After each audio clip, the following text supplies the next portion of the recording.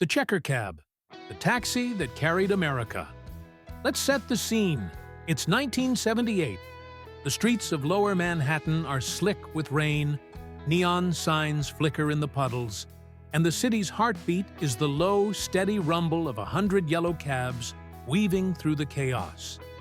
But not just any cabs, checker cabs. They're not just background noise in movies like Taxi Driver or The French Connection. They're the backbone of American city life. You could spot them in every film reel, every postcard, every memory of a city that never slept. But here's the question nobody ever asks. Where did these iconic cabs come from? Who built them? And how did they become so woven into the American urban fabric that we barely even noticed them? Until they were gone? You're watching Retro Road Kings, the only channel that'll take you from Ellis Island to the mean streets of Manhattan without leaving your garage. Smash that like button if you've ever flagged down a cab, and let's take a ride through the wildest automotive story you've never heard. Comment below. What's your earliest memory of a checker cab? Was it in a movie, a real ride, or just a blurry city street from your past? Immigrant hustle. The origins of checker. Every great American car story starts with a dreamer, but Morris Markin's story is straight-up legendary. Born in 1893, in the cold, gray streets of Smolensk, Russia, Markin didn't have much going for him, except for pure, stubborn grit. At 19, he landed on Ellis Island with empty pockets, not a word of English, and a borrowed $25. That's right.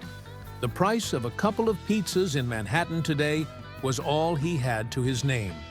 He started as a tailor in Chicago, working 16-hour days, sleeping in the back of the shop, and saving every nickel. He was the kind of guy who saw opportunity in every scrap of fabric. When World War I broke out, he landed a contract to sew uniforms for the U.S. Army.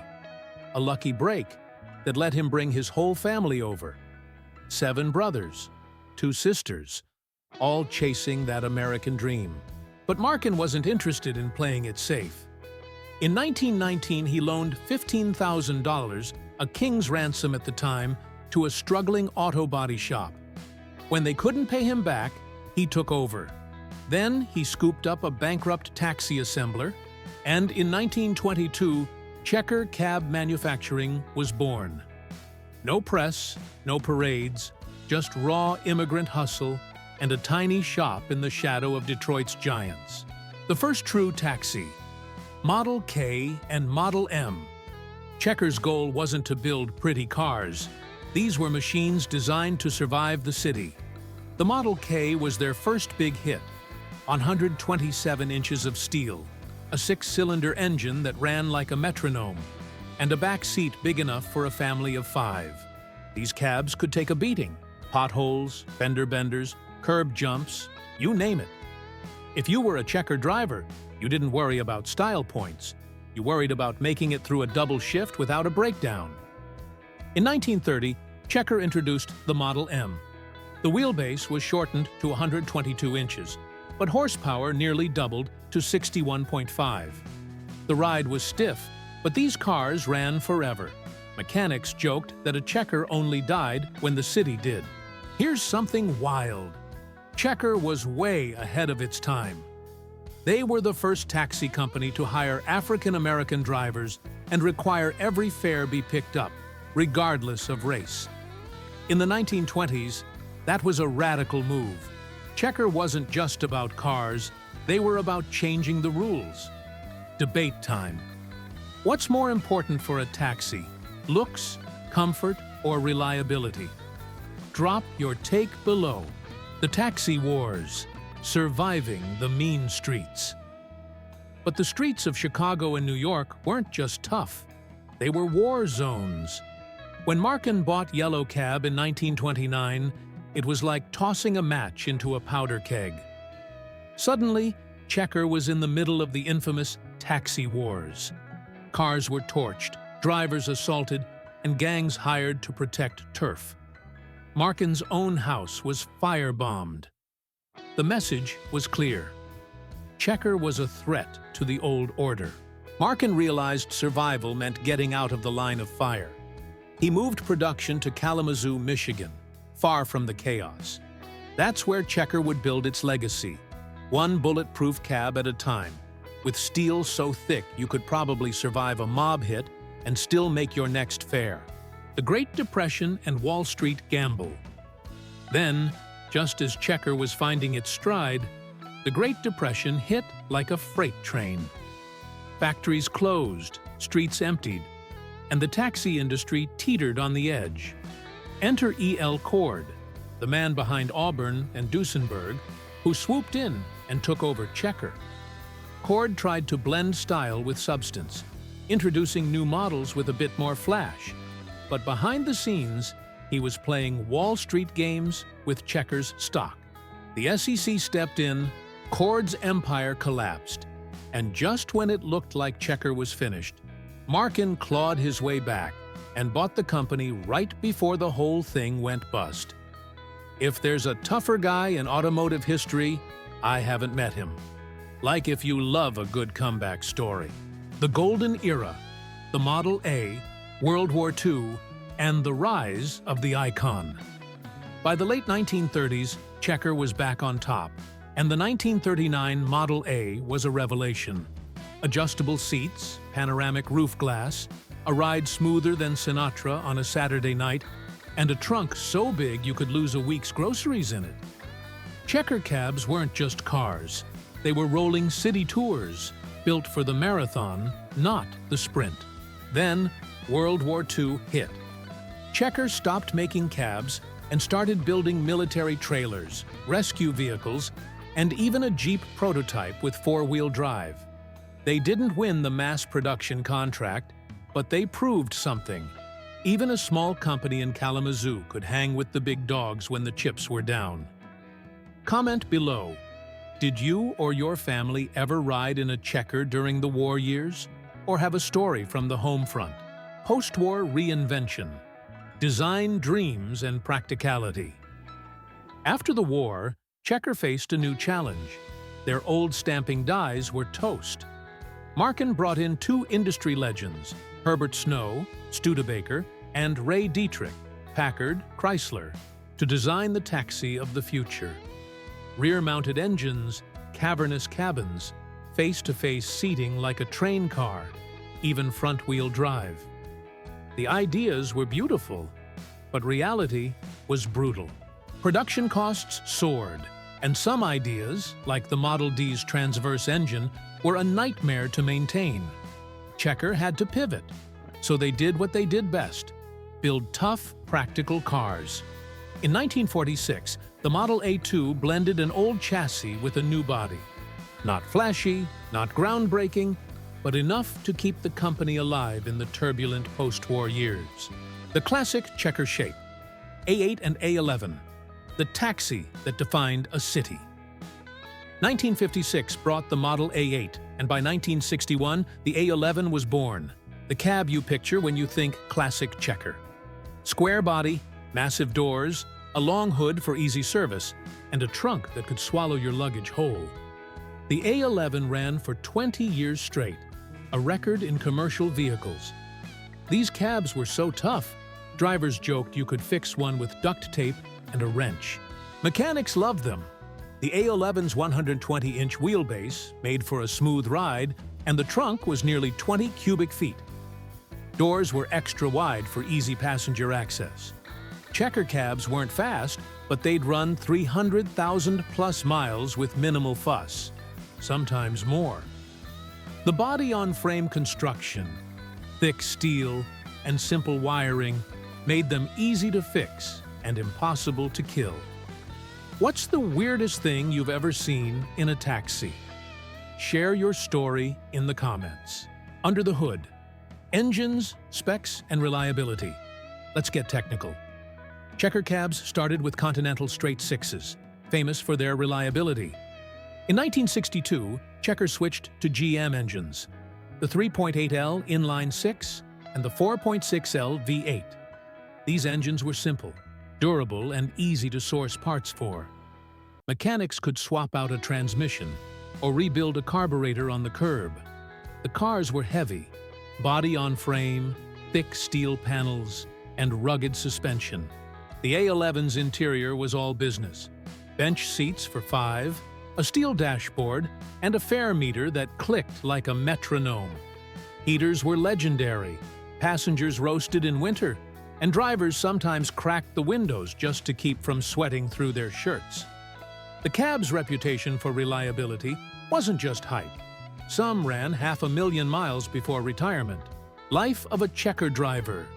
Stories from the front seat.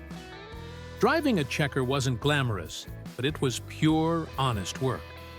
Picture yourself behind that big steering wheel, the city buzzing outside, the fare meters click, your constant companion. Shifts were long, 12 hours, sometimes more, and the city never slept. Checker drivers knew every shortcut, every pothole, every diner open at 3 a.m. The cab was their office, their shelter, and sometimes their confessional booth.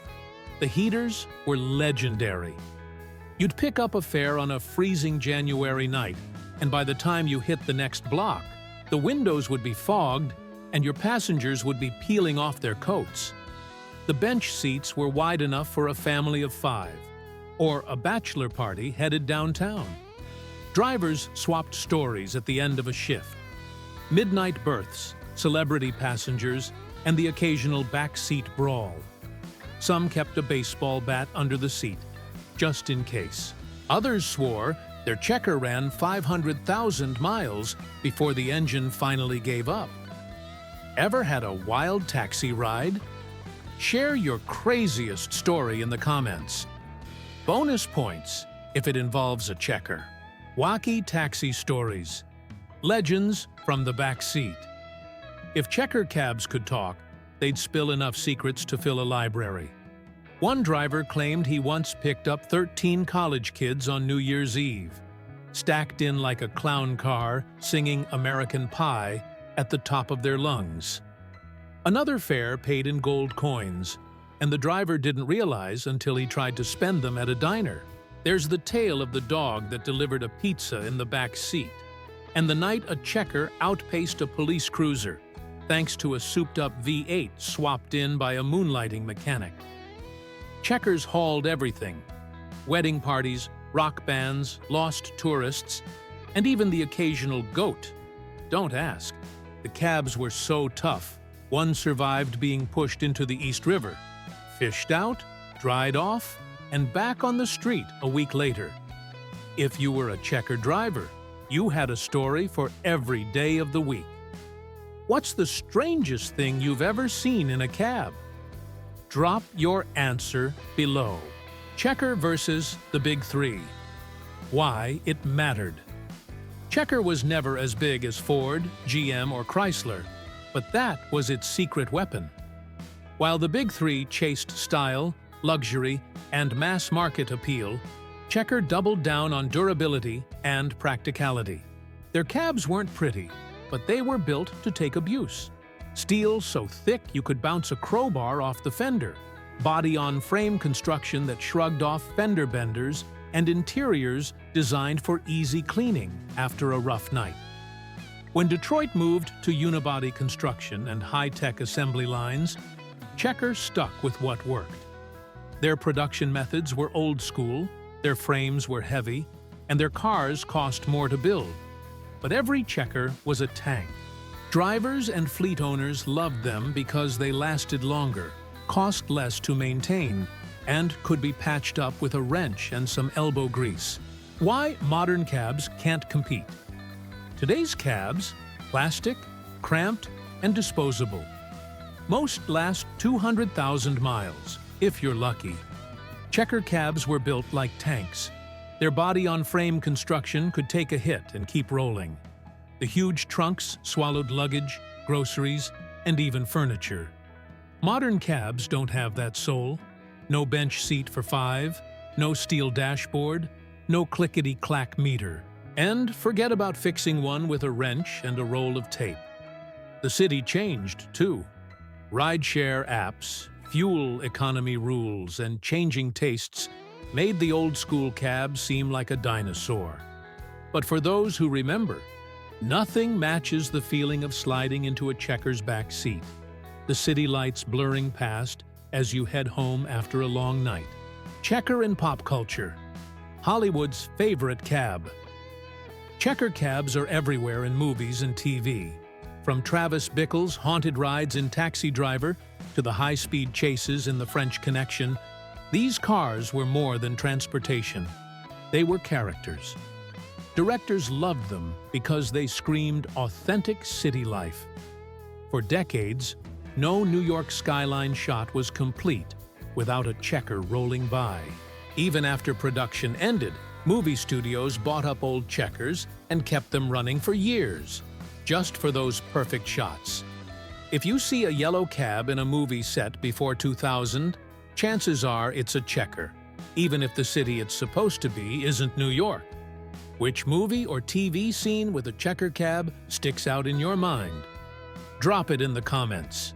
The final ride, Checkers' End and Legacy. By the 80s, Detroit had moved on. Checkers stuck with heavy, hand-built frames and old-school methods. The oil crisis of the 70s hit hard. Big, heavy cabs were out. Fuel economy was in. Checker just couldn't keep up.